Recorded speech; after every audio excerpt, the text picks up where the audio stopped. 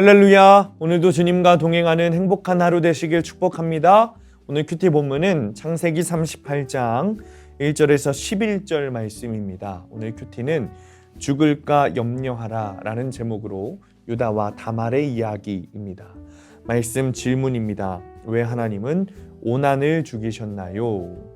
요셉의 일로 힘들어하는 아버지를 보니까 유다가 양심의 가책을 느꼈어요. 결국 유다는 형제들을 떠나서 가나안 사람들 가운데로 가서 살게 됩니다. 그리고 거기서 수아의 딸과 결혼해서 세 아들을 낳습니다. 그는 갈등 많은 본가를 떠나서 자기만의 세상을 이루어 살고자 했습니다. 그래서 자신의 꿈을 이뤄보고자 했던 거죠. 그리고 그 꿈을 이뤄줄 듯한 여인을 보자 그녀를 아내로 삼습니다. 그리고는 자기 세상에서 보호자를 얻어 활기찬 인생을 꿈꾸며 많은 무기를 쌓으며 열심히 삽니다. 이처럼 잠깐 자기 뜻대로 잘 풀리는 듯한 때에 깨어있지 않으면 거기에 안주하여 사명을 잊어버리고 살게 되는 겁니다. 갈등 없는 삶에 안주하던 유다에게 사건이 닥칩니다. 7절입니다. 유다의 장자 엘이 여호와 보시기에 악함으로 여호와께서 그를 죽이신지라. 유다의 장자 엘이 죽은 거예요.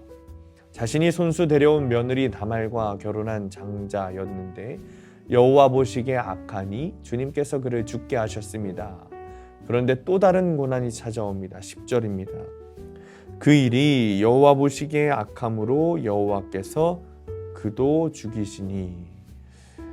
죽은 형 엘의 후손을 잇고자 다말을 아내로 맞은 둘째 오난도 아우의 책임을 피하다 죽고 말았습니다.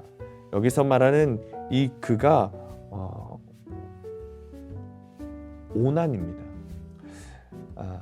하나님께서는 엘과 오난의 죽음이 그들의 악함 때문이라고 말씀하셨습니다. 이 일은 갈등을 피해서 무사 안일로 자기 왕국을 세우려던 유다의 삶이 결국 악한 것만을 낳았음을 보여주는 것입니다.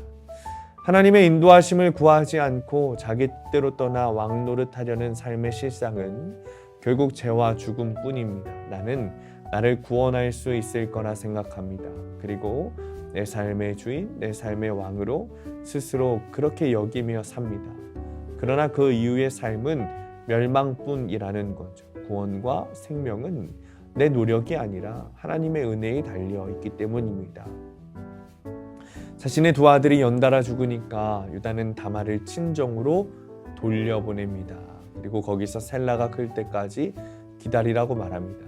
유다가 그렇게 한 것은 막내 아들 셀라도 죽을까 염려했기 때문입니다. 우리는 고난이 닥치면 그것으로 주님이 드러내시려는 나의 죄악을 깨닫고 돌이켜야 합니다. 그리고 그 자리에서 무릎 꿇고 회개해야 합니다. 그래야 주님께서 용서하시고 사랑을 보이십니다. 물론 고난을 통해 죄악을 드러내시는 것도 사랑이지만 말입니다. 그런데 유다는 고난이 또 닥칠까 염려만 하면서 세상적인 방법으로 해결하려고 합니다. 그러니 악순환이 사라지지 않습니다. 회피한다고 문제가 해결되는 것이 아닙니다. 내 힘으로 극복해 보려는 것도 해결책이 아닙니다. 말씀을 통해 사건을 구속사적으로 해석하면서 고난을 통과해야 진정한 해결을 볼 수 있습니다. 적용 질문입니다. 현재 삶에서 안주하며 사명을 잃어버린 채 살고 있지는 않습니까? 하나님을 떠난 내 열심의 결론은 죽음뿐이라는 사실을 깨달은 사건이 무엇입니까? 오늘의 원포인트입니다. 구원과 생명은 주님의 힘으로 가능합니다. 우리의 힘과 능력으로 구원과 생명을 이루려는 노력을 없애야 합니다. 오직 주님의 힘과 능력으로 가능하다는 믿음이 있어야 합니다. 그래야 우리가 구원을 받을 수 있습니다. 오늘도 내가 왕이 아니라 주님이 왕 되시는 삶을 사시기를 간절히 축복합니다. 기도하겠습니다. 주님, 나의 구원, 나의 생명이 주님께 달려 있음을 믿습니다. 유다처럼 내 뜻을 이루기 위해, 내가 왕이 되기 위해 세상에서 사는 것이 아니라 주님께서 나의 왕이 되셔서 나의 구원을 이루시고 나의 생명을 이루시는 그 삶을 보게 하여 주옵소서. 오직 주님만이 나의 왕이시고 주님의 계획 가운데 우리가 거해 있어야 우리에게 승리가 있다는 사실을 믿는 하루가 되게 하여 주옵소서. 예수님의 이름으로 기도합니다. 아멘.